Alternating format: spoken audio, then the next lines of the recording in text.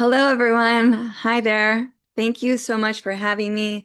Greetings to the apitherapy community and the gathering in Germany. My name is Joy McEwen, and I am a beekeeper in the United States. I'm a commercial beekeeper with my family, and we practice natural beekeeping and medicinal beekeeping. I would like to just introduce myself and also thank again the International Federation of Apitherapy and all of the professionals who have welcomed me onto the board and trusted me to be the coordinator for the Medicinal Beekeeping Commission.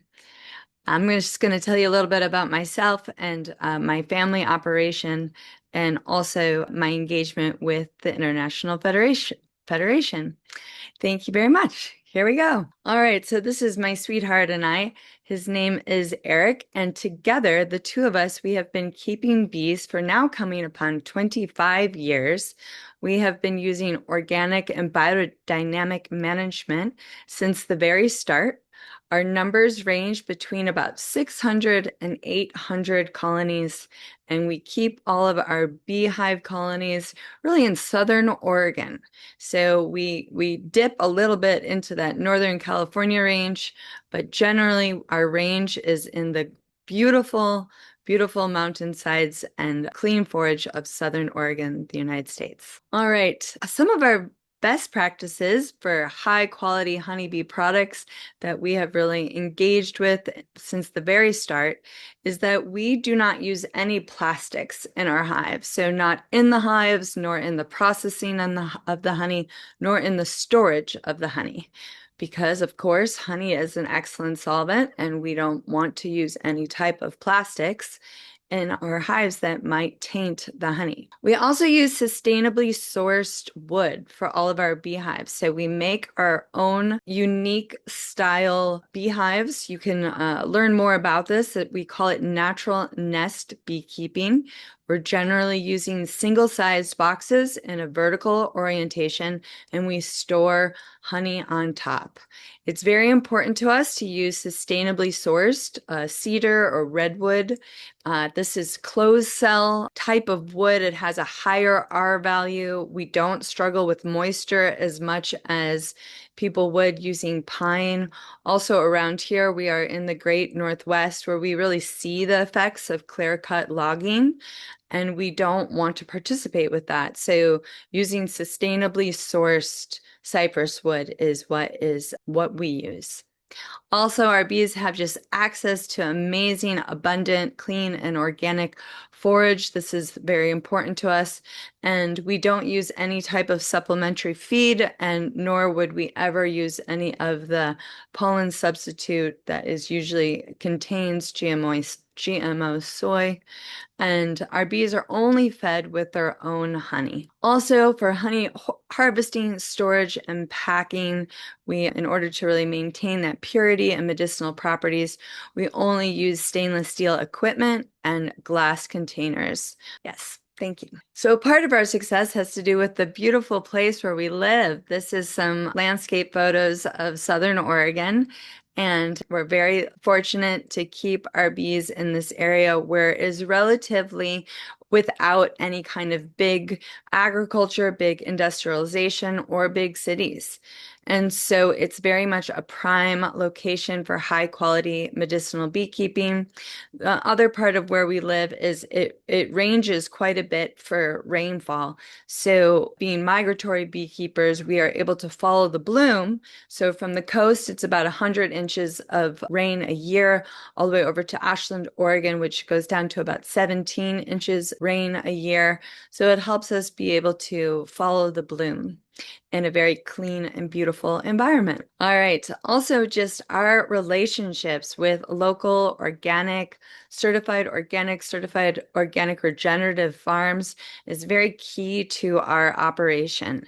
We are the beekeepers for some very prestigious farms, one being the Herb Farm, Pacific Botanicals, Oshala Farm, and Alexander Family Farm.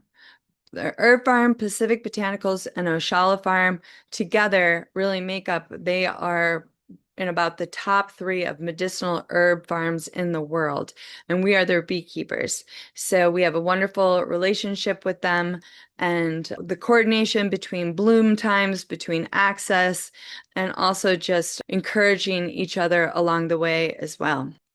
Alexander Family Farm was recently the National Farmer of the Year. They are the biggest organic dairy in the United States. And actually, Oshala Farm was just voted as the winner of the Organic Farmer for Oregon for the year. So this is really just a win-win for everybody, right? So more bees lead to more pollination, a healthier soil, bigger, more robust plants, and higher yields for farmers. The harvesting of these medicinal honeybee products we feel really grateful to get to put on our labels, some of the medicinal bee plants that our bees go ahead and harvest nectar from. And this makes just for an excellent nectar content and a highly medicinal honey. Genuine care, of course, this is about making sure that our bee yard itself has excellent access, the bee yard placement, that it's very close to the blooms. It's important for us to always be able to talk about fencing concerns. We are definitely in bear country. And also the relationship helps. If you have a great relationship with a farmer, then you can really time out like the most optimum bloom and nectar content. Yeah, and we're really grateful to be working with these farmers. Thank you. There is, of course, an economic, benefit for both the beekeeper and the farmer to be able to work in these types of highly just economic benefit for both the farmers and the beekeepers. And the biggest one, of course, is just our mutual success. So really being able to increase that crop yield, the size, the uniformity of the harvest, strengthens the farm ecosystems through biodiversity and fertility cycles, also really even helps the consumers have awareness of how our farms work together, and that our success even contributes to each other and improves this crop market value by being able to share that we're all working on this together. This partnership really brings abundance to all of our operations. And so there's also a big added benefit for the communities. It creates a regenerative local economies, just rooted in integrity and trust. It keeps the money circulating between the beekeeper, the farmer, and the apitherapist without having like a consolidation of big farms or big industry. This is really our success even contributes to our employees, the local distributor network, and the local stores and their employees. It builds food and medicine security within the local communities, also just bringing some sovereignty as well, that we are indeed contributing to our local food system together. It reduces reliance on imports and industrial supply chains and creates just new opportunities for tours, education, on-farm apitherapy clinics, value-added products. All right, I was asked by the International Federation of Apitherapy to go ahead and come up with some guidelines for the Medicinal Beekeeping Commission.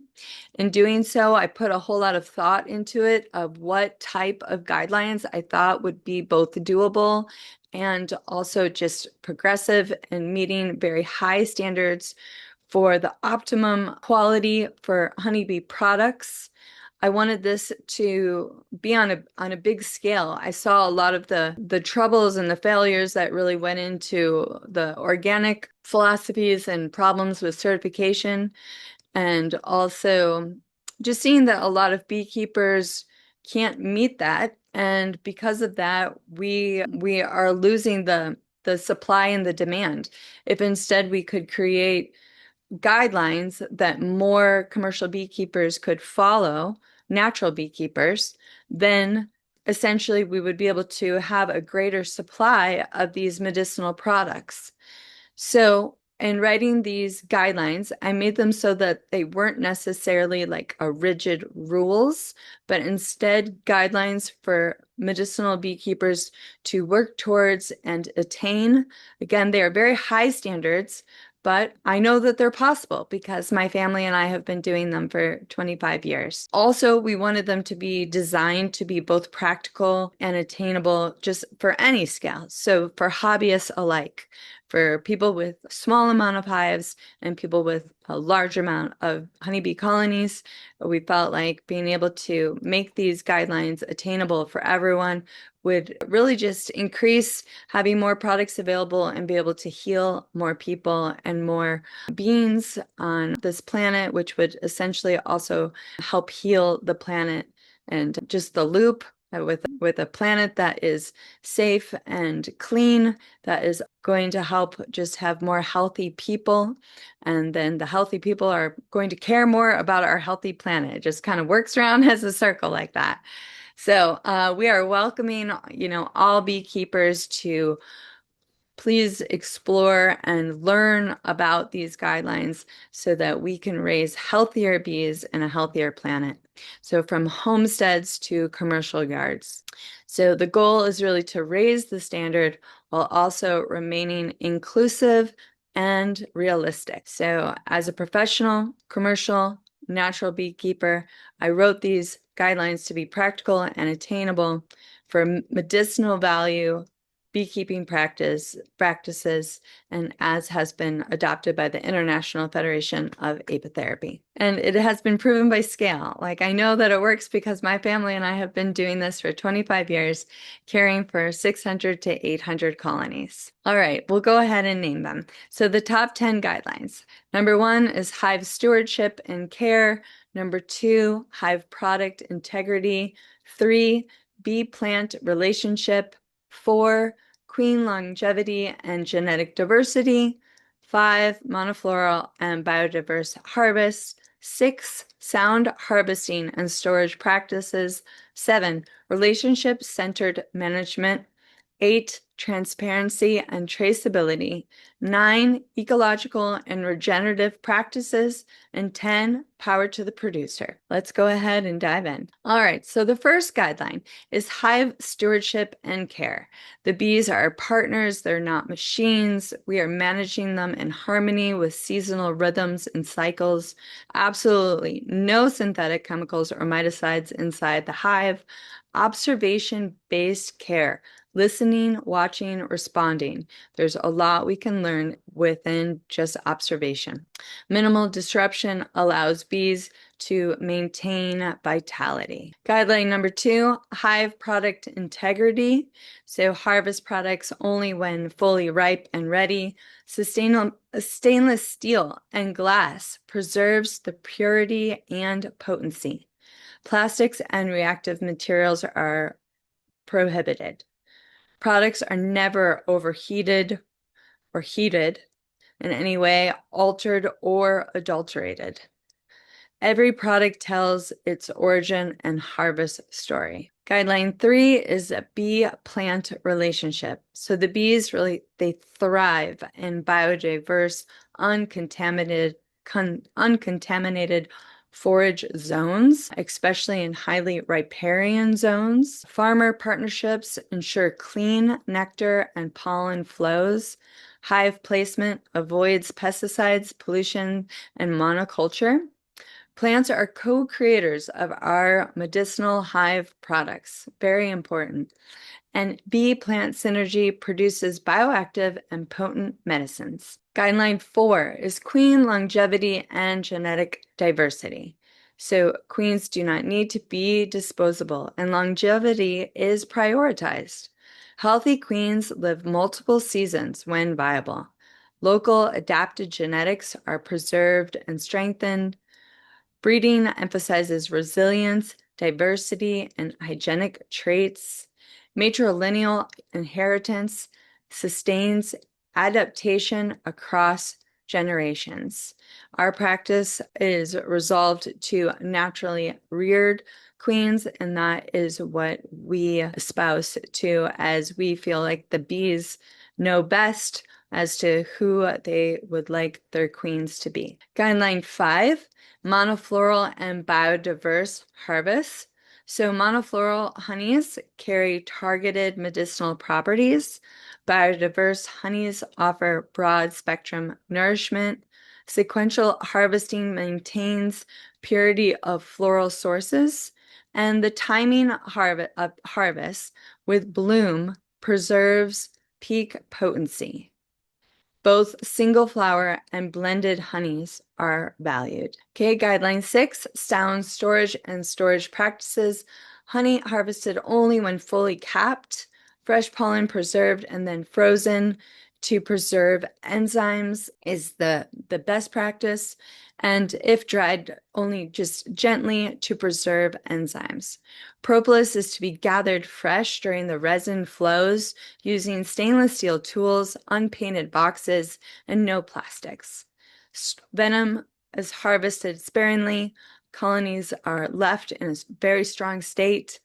And glass or stainless steel storage protects from heat, light, and oxygen. On Guideline 7, relationship-centered management. The beehives thrives in webs of relationships with their caretakers. Farmers and beekeepers collaborate for mutual success. Apotherapists receive medicines meeting the therapeutic standards. Clients are engaged through trust and transparency, and extraction is replaced by reciprocity and care. Guideline 8 is all about transparency and traceability. Every product is traceable to the producer and the place. Anonymous, bulk, or white labeling in any way is excluded. We want labels to communicate the beekeeping practices and information for produced by and packed by. Both are different or the same, but they need to be labeled. Transparency builds trust with clients and healers. Stories connect medicine to land and community. Guideline 9 is ecological and regenerative practices. Beekeeping is aligned with the soil and the ecosystem health, always. The practices, we want them to enhance biodiversity and enhance natural fertility cycles. Bees are seen as both ecosystem partners in healing, always.